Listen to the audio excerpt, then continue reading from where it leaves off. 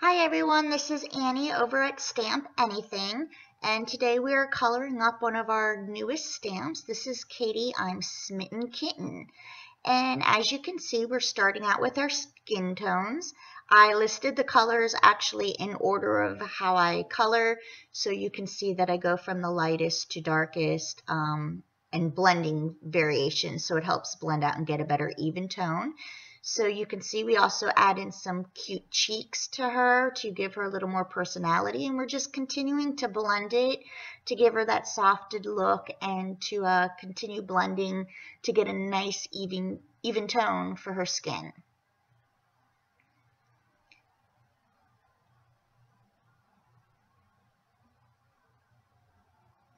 We're just coloring her little tongue at this point, and we're going to now start on her hair. There's no rhyme or reason of how I do the hair. I usually start with the second darkest color just so I can start laying color down, and then I go in with the lighter colors, the second darkest lightest, and then the lightest color on top. And then I always go back with my darkest color, which in this case is going to be the E29. And that just gives it a really nice contrast to the lighter colors. I really love hair that has a big contrast to it. But after you layer down your darkest color, I always go back in with the other colors once again, just to kind of even it out and get a soft edge on where those hard contrasts actually were. And now when we're beginning her hoodie, I usually take my lightest color to put in where I think my folds and shades are going to be. And I use the lightest color only because if I do mess up when I color over it, you're not going to see it. But if I like where I laid the shades down, then I go back in with my darkest color, as you could see.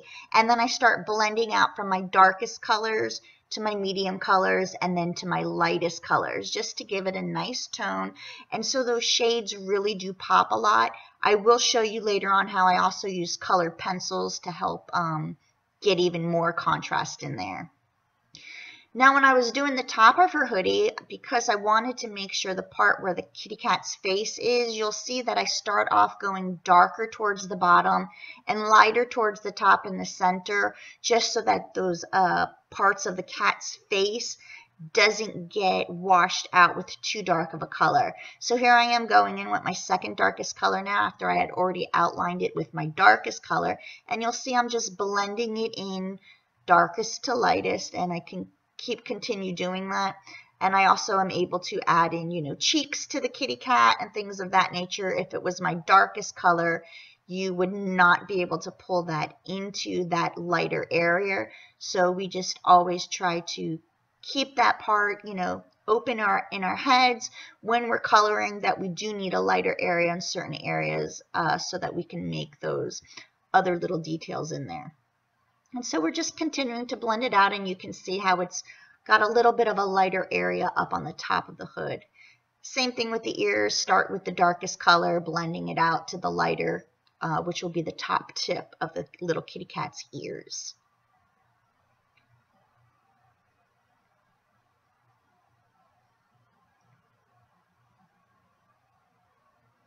And again, the same thing with her tail. Start with the darkest color and blending out to the tip of her tail into the lightest color, just so you have that nice contrast and variation of color. Now we're just going to do the pinks of the cat's ears and then her cute little skirt. And we just did it with a 3-color. We didn't go too crazy with shading and darkening because we are going to add some white gel pen polka dots to it. And when you end up adding elements with your gel pen, the coloring underneath doesn't have to be so crazy.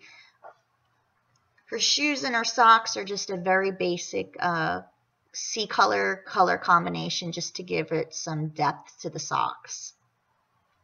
Her shoes are just the same colors that were used in her hoodie, blending them out from darkest to lightest. Just adding a couple elements to the cat's claws, and then the gray zipper for her pull. And now there's the white gel pen, just adding a little polka dots to the dress. So now here's another trick that we use, which is we go back in with some color pencils and blending, and it just helps soften the edges and also just give it more depth to your shading. And we use our darkest color pencils to where we want the shadows to go.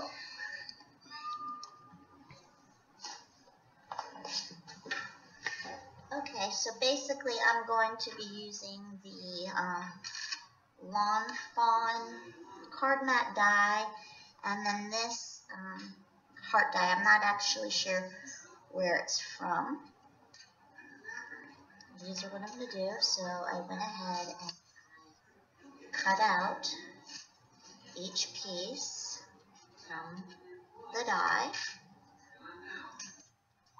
and then I cut up, depending on which heart, I ran different colored papers from to get the different things. And then basically all I'm going to do is snip the heart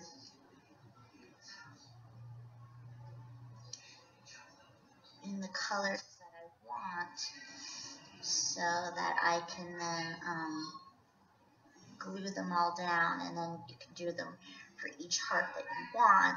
And then when that's all done with all the colors, you're going to go ahead and glue it on to your base. And so when you're finished, it's going to end up looking like that.